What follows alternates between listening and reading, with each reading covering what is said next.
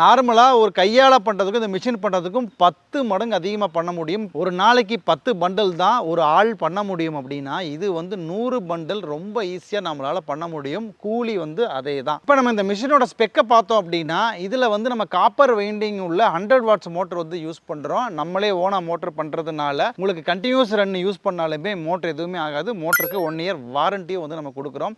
அது இல்லாமல் இந்த மிஷின் சின்னதாக இருந்தாலுமே நம்ம இதில் உள்ள விஷயங்களை வந்து ரொம்ப இண்டஸ்ட்ரியல் ஸ்டாண்டர்டுக்கு தான் வந்து பண்ணியிருக்கோம்.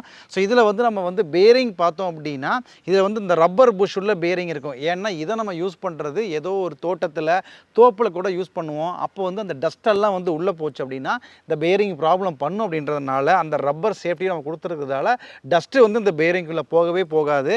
ஸோ இந்த ரப்பர் புஷ் அப்படின்றது நீங்கள் மற்ற நிறுவனங்கள்லையும் கூட இந்த ரப்பர் புஷ்ஷை பார்க்கலாம். அதெல்லாமே வந்து நேச்சுரல் ரப்பர்லால் ஆனது. ஆனால் நம்ம வந்து ரொம்ப ஹை கிரேடு நைட்ரைல் ரப்பர் வந்து யூஸ் பண்ணுறதுனால அந்த ஸ்மூத்னஸும் வந்து நல்லாயிருக்கும்.